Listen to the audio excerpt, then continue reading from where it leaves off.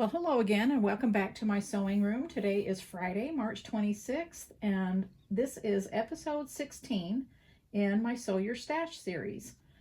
Today I'm going to show you how I sew my spare squares block.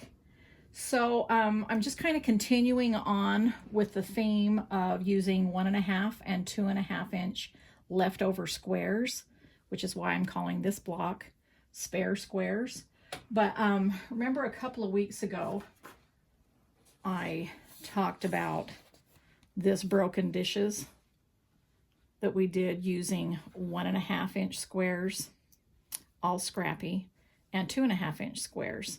And I just want to let you know that I am going to continue on with this. And just like I said in the video, I'm going to make it into a mat for under my featherweights. So I'll be finishing that, and hopefully in the next week or so, I'll have that quilted and bound, and I'll put it under my machine, and then I can show that to you then.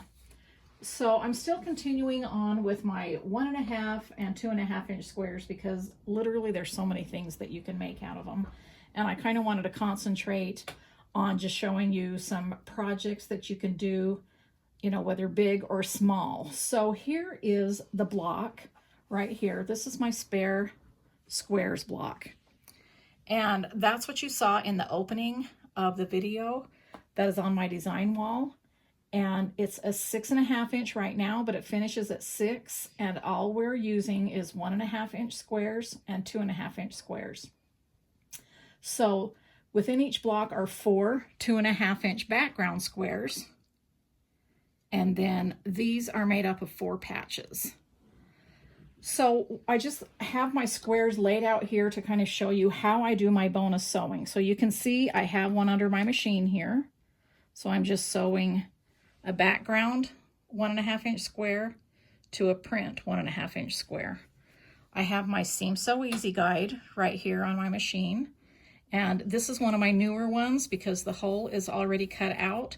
The older ones are exactly the same. You just have to cut out, you know, the rectangle yourself.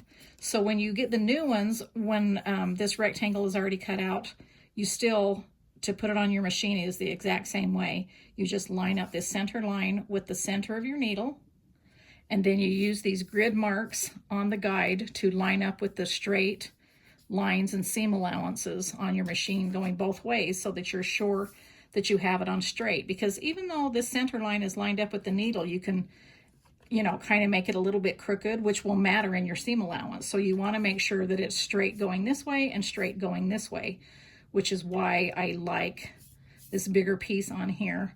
And then I like that it's plastic, a nice thick plastic, so that it sticks out from your machine a little bit so that you can use this line longer to use longer easy corner triangles. But the beauty about this block today is there's no easy corner triangles. It's simply just squares. Now, there's all kinds of beautiful quilts out there, and you could just, you know, the possibilities are endless with quilts. But sometimes the most beautiful quilts, or, you know, a beautiful quilt, is just simply made with squares. And I love to just sew squares together while I'm bonus sewing. Meaning I will have things set up like this. So here's my 1.5 inch squares. And I've always used these vintage muffin tins that I painted. These are the same ones that I've had from years ago. And I kind of separate them into colors and then have a few sections with backgrounds. They're the perfect size for 1.5 inch squares. So I've always used them. I like to separate into colors a little bit so that when I'm doing my bonus sewing, which is kind of just a secondary thing that I'm running, picking up a background and picking up a print and sewing it through my machine using this line for the 1/4 inch seam allowance, I'm actually sewing another quilt that I'm really trying to concentrate on. And so in between, I'm just picking these up and sewing these in between. I'm chain piecing, so they're my secondary project, or my bonus project is what I like to call it. And so I kind of like to make sure that I'm kind of, you know, I start from this direction and this direction. So I'm grabbing a square from each color so that when I'm finished, I have a variety of colors and I haven't just, you know, sewn all one color square. So that's why I have them set up here.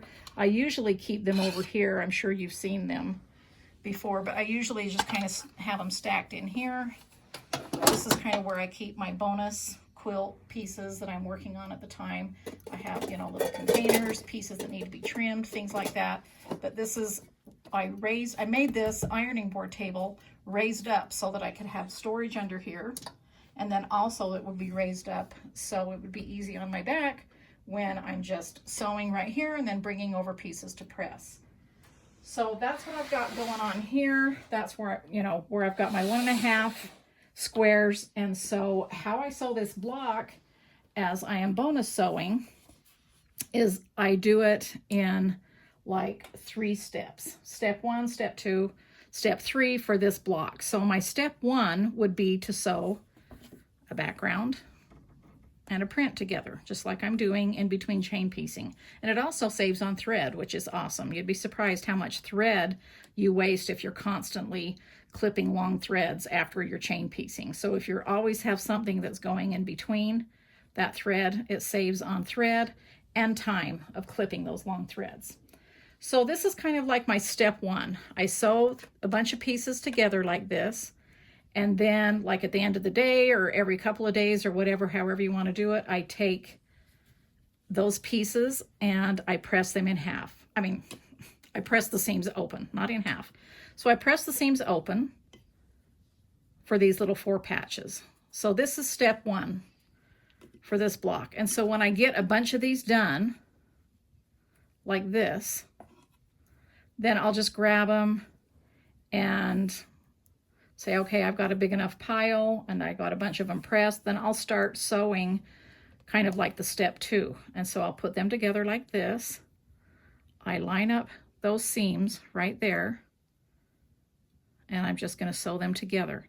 Now you can also use, well, let me start sewing right here. Let me pull this machine over. Okay, so I'm just sewing right there, but you can also use my double pins, which is how I use these right here. And I don't pin it like this all the way in. I literally just pin it to hold it into place. And the reason that helps is you can see that it's pinned on each side of the seams on the top and the bottom, and so there's no way that can slip. They're thin enough that you can sew over them, or you can just get, you know, once they get under your machine there, you can just take them out. So I use my double pins for that. So I simply just do that. It's time to, I want to show you how I press that. So I'm going to grab another square here and hurry and sew those together. And then as I get to this point, I just like have this part in one pile, and then I have a bunch of these in one pile, and just decide which step I'm going to be working on. But so I just take them over to the iron. I separate them first, kind of open with my fingers, and then I use the tip of the iron.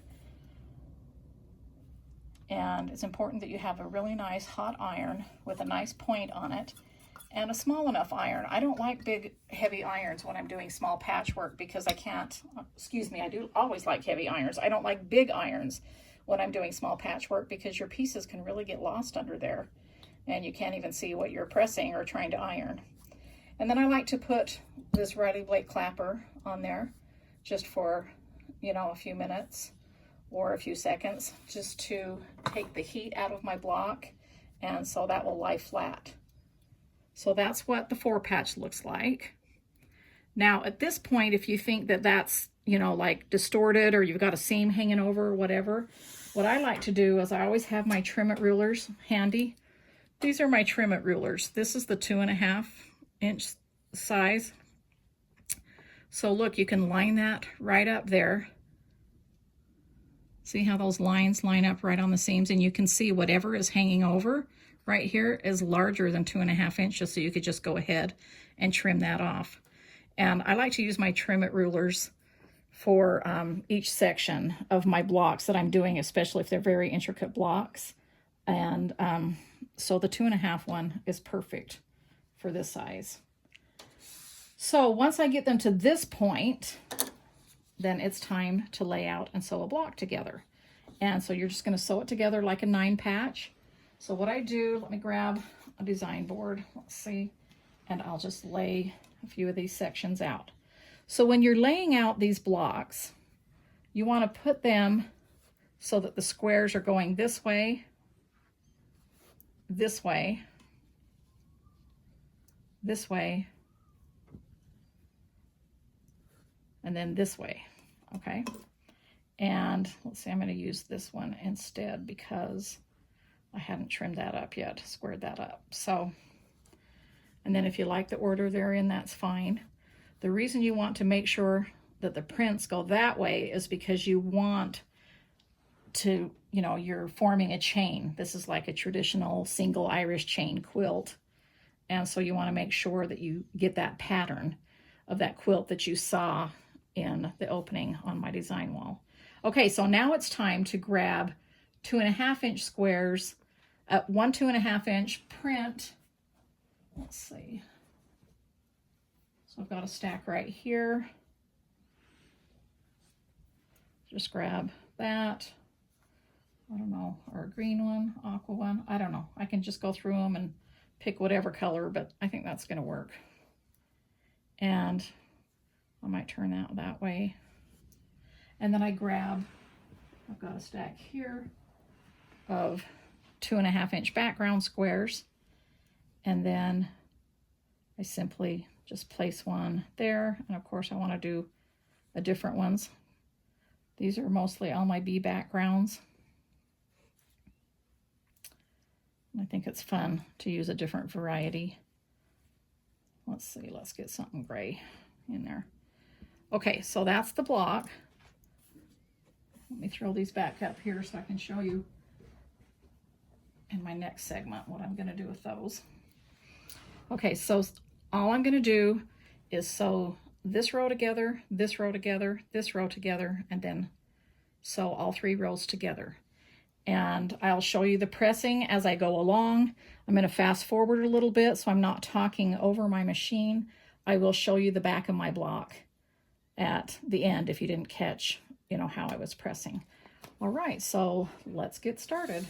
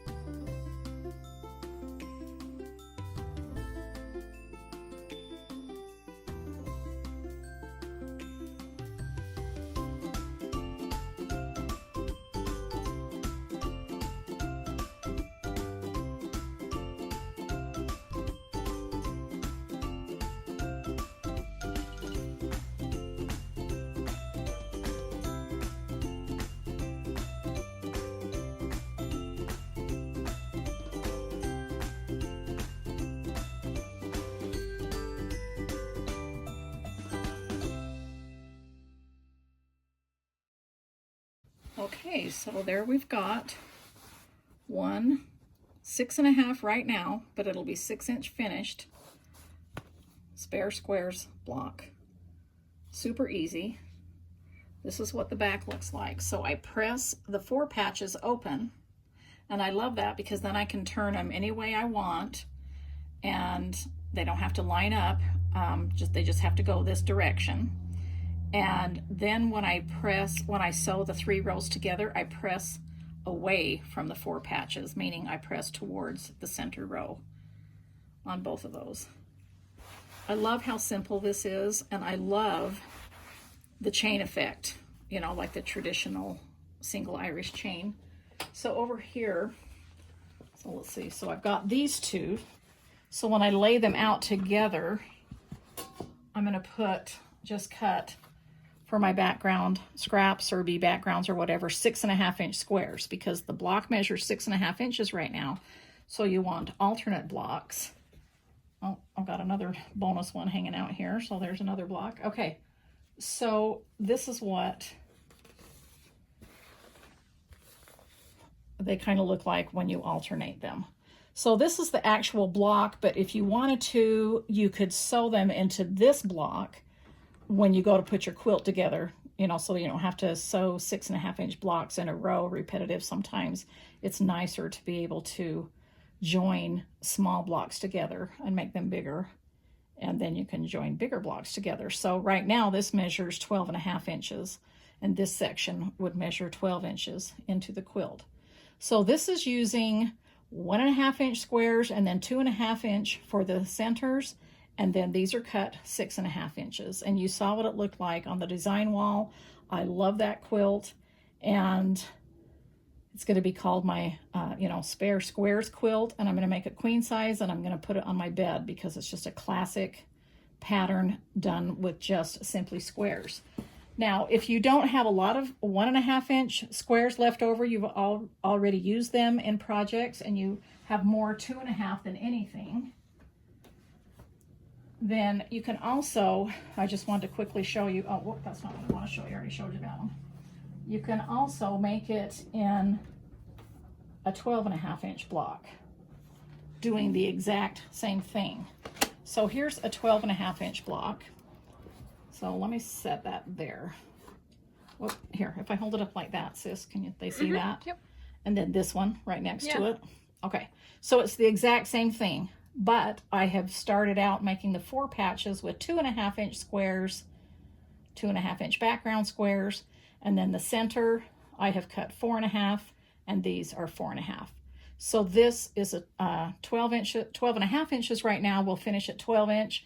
You can make the same kind of quilt out of this 12 inch spare squares block that you saw on my design wall. It would just take half the amount of blocks to make the same size of quilt, and it would be faster, obviously.